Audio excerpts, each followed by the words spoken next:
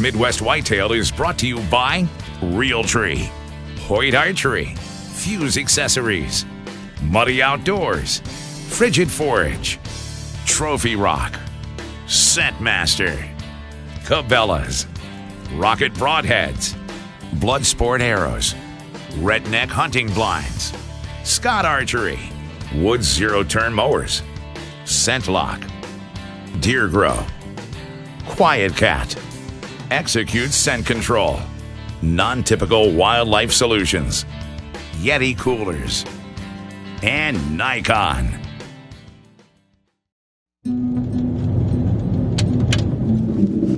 I'm completely out of control right now. No, seriously, like the bad way. Catch that one? Oh yeah.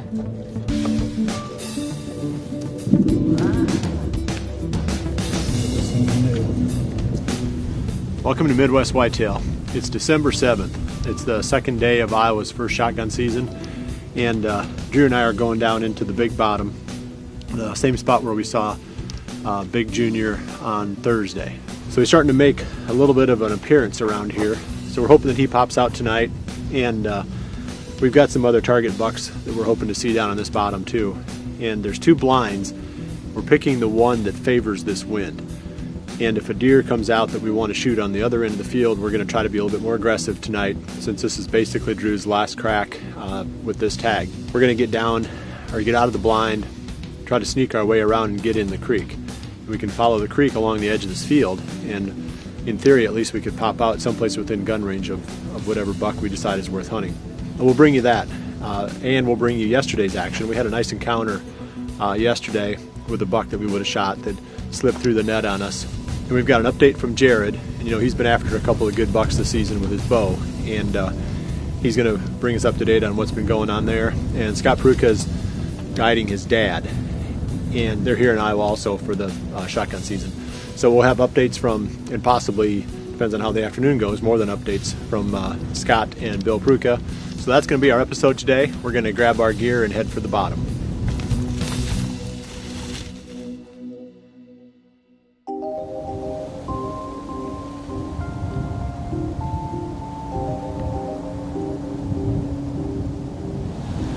Well, it's the afternoon, December 3rd, and I'm all set up here. It's late in the afternoon. I decided to come out just for a quick hunt after work here. And I'm also doing a hanging hunt, and I had 3 does probably 60, 70 yards from where I was hanging the stand, just out feeding, so I had to go real slow. But I didn't bump them, so that was good. Hopefully that makes a difference tonight. But I'm set up in a spot where I have a bunch of CRP out in front of me, a big section of pine trees behind me. And the main food, the bigger food plots are on the other side of the CRP, so ideally if the deer coming out of this pine tree section, I'll see them going through here, through the CRP to the food. You can definitely see long ways, but when the deer come out of these pines, they'll be right here just because I can't see behind me at all, and that's where I'm expecting most of the deer to come from. I did see George Brett out here. I think it was the night of November 26th. I was sitting in a box blind that's on the food plot, and he had to have come out in here somewhere to get into that CRP where I first saw him. So I'm just on the downwind side of the path that I think he likes to use, going back and forth from where he beds. So if anything, I'm hoping to at least lay my eyes on him and for sure find out where he's coming out. If not, get a shot. It's a little risky blowing a north wind back in these pines, but from the trail camera movement, it seems like George Brett follows the wind, and on north winds he comes out here with the wind in his face. On south winds he goes to the food plot that's to the south. So we'll see what happens tonight. Just a couple days before shotgun season, so figured I'd get one more shot, and hopefully I can lay my eyes on George Brett tonight.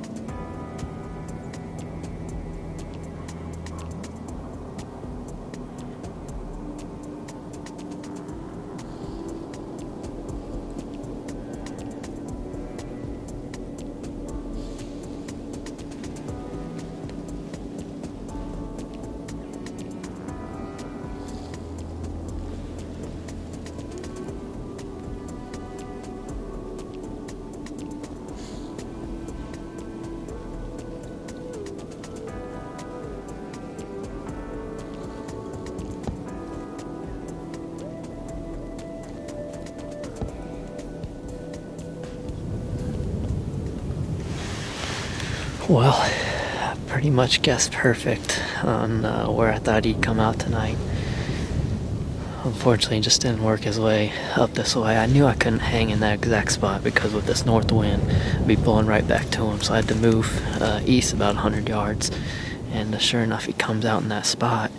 But, my only hope was for him to come out and feed up this lane. But he went straight up to the CRP. He's still out there feeding right now, actually. When he does that, he's pretty much impossible to hunt. There's no way to get to him. So, like I said, encounter number 6. Not much more game plan I can do. I know what he's tend to do, especially when there's a north wind.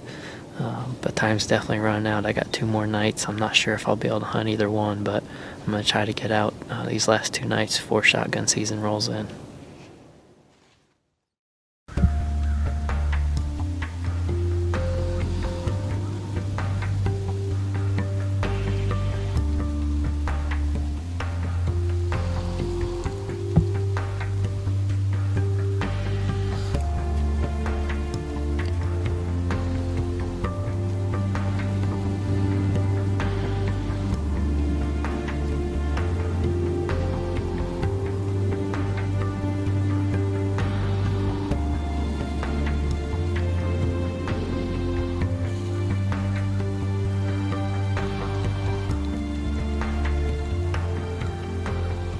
Well, it's December 5th, and this is literally my first chance to even sit down and do an interview. I've been covered up since I stepped foot onto the platform.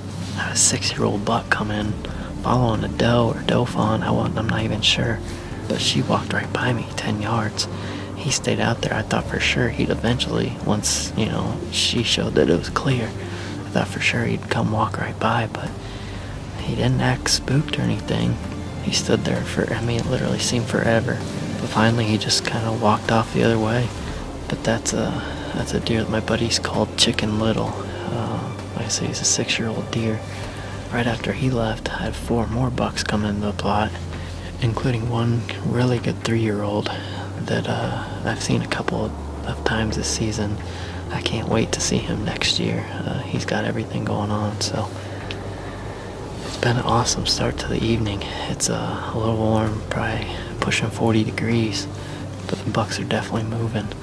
And I came to the spot as basically a last chance Hail Mary at George Brett. Came back in here, figure with these warmer temperatures, the green foods, there's clover over here too, but these green food sources, I figured they'd be a good draw tonight. So we'll see what happens. Shotgun season rolls in tomorrow, so this is my last chance to get it done. And hopefully George Brett or Chicken Little comes back this way.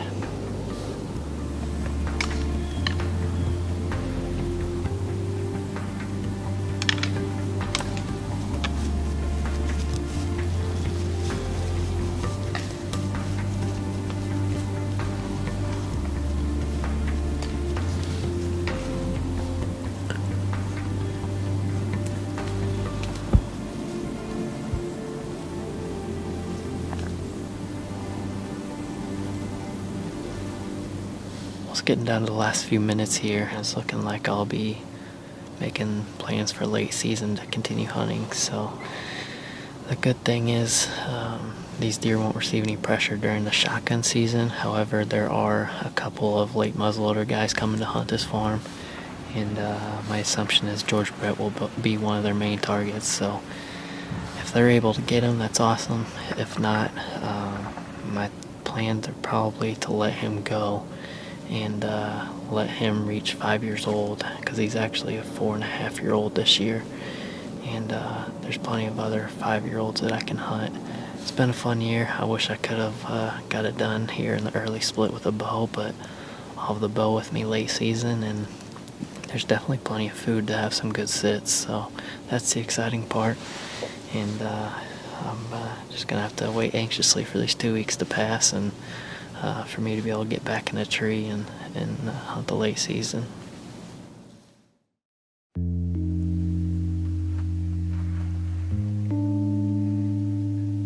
It's the afternoon of Saturday, December 6th, the first day day of the first Iowa shotgun season. I've got my client here. He was a little cold this morning, so we had to come into a redneck blind. He's been watching Bill Winke on the show, and he thought it looked pretty comfortable, so here we are. We actually have a really good setup here. We've got turnips out in front of us, about an acre and a half of really good turnips. I've got about an acre and a half to 2 acres of corn that I just took the fence off of the hot zone fence last Friday. And I put 2 cameras out. The deer were in there that night at 9 o'clock. So there's a couple pretty good bucks that we'd like to get a crack at, but it seems like all the pictures are showing that they're after daylight, so they're getting in there late. So we're hoping that these deer are staging down here and then working their way up to the top of the hill to the corn. So if nothing else, it sounds like a good plan. We'll see if it works.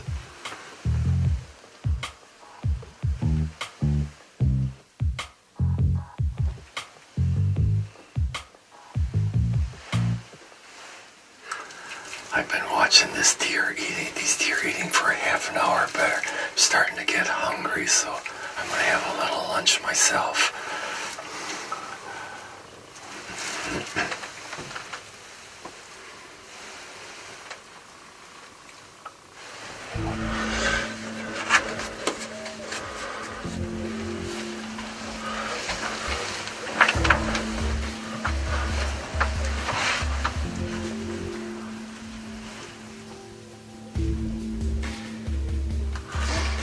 Shoot him. What? We want to shoot him just easy. Wait. Okay, get up. Slowly. Here, give me this. Give me this.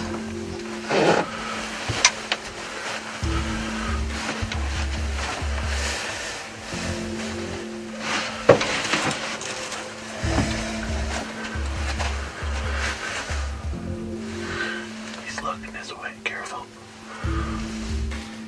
Okay.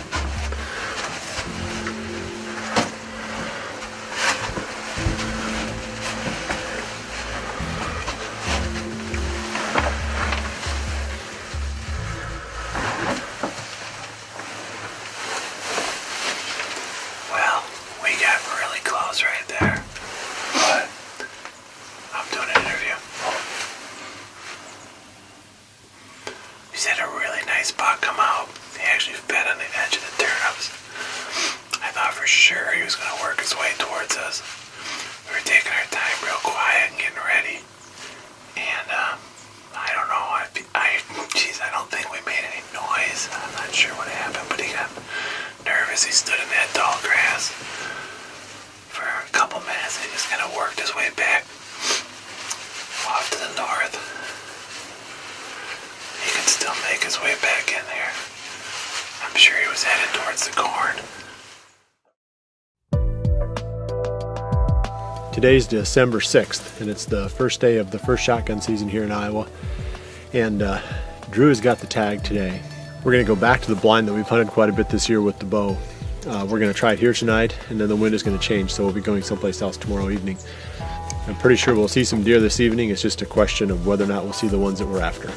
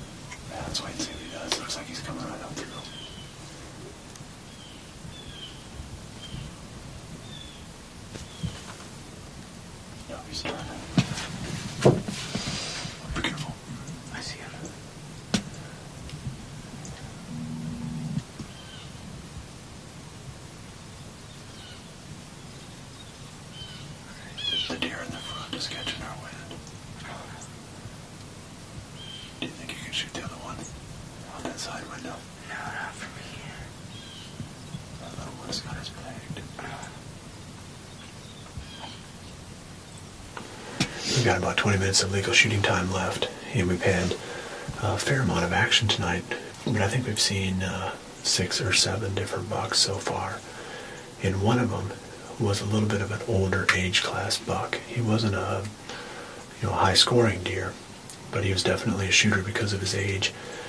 And there was a little 1.5-year-old buck in front of him, and that young buck, for whatever reason, had us pegged. I don't know if he heard us or if the wind is kind of flickering around just enough that he picked up our scent, but he had us pegged, and then he spooked. When he ran off, then that older buck went too, and Drew almost had a shot. He was just getting in position out one of the corner windows when that buck took off. So that's been our close call for today. I keep watching out the window because it's just been a few minutes ago we've seen the last deer, but I would say, hopefully we're not done for the evening, but I'm not going to do any more interviews tonight because it gets too dark in the blind. So this is going to be it for my interviews today, and then we'll wrap up with whatever we see for the rest of the evening.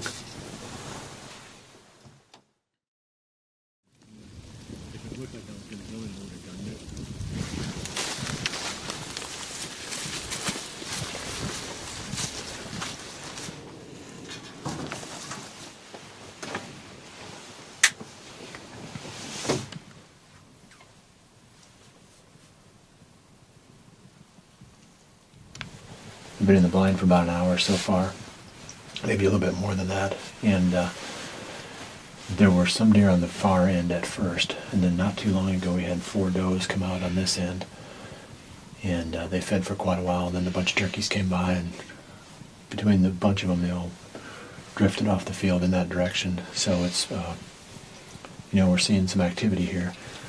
It was good to see deer on this end because that means that they've gotten accustomed to this blind. I pulled this thing down here 6 days ago, so it didn't take them too long to get comfortable with it. Hopefully before the evening's over we can get some bucks to come out on here and give Drew something to shoot at. There's a buck right there. Where at? Right down the corner, right down the beans. Oh, okay. Do you know which one it is? That's touchdown here. Oh, okay. Take a look.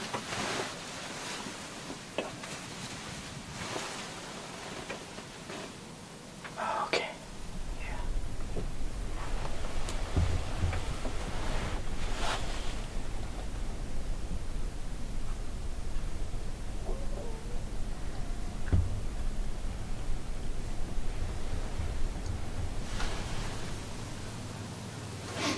He's really getting nervous for some reason. Yeah. I can hear a 4-wheeler over on the neighbor. Yeah. Is that Here. Ah, dang it, there he goes. Oh, gosh.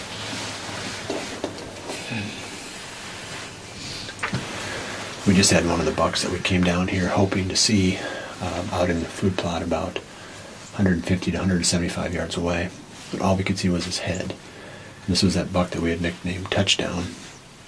If he would have come up on top where Drew could have had a better look at his body, I was going to give him the green light to do an aim and to see if he could get steady on the buck.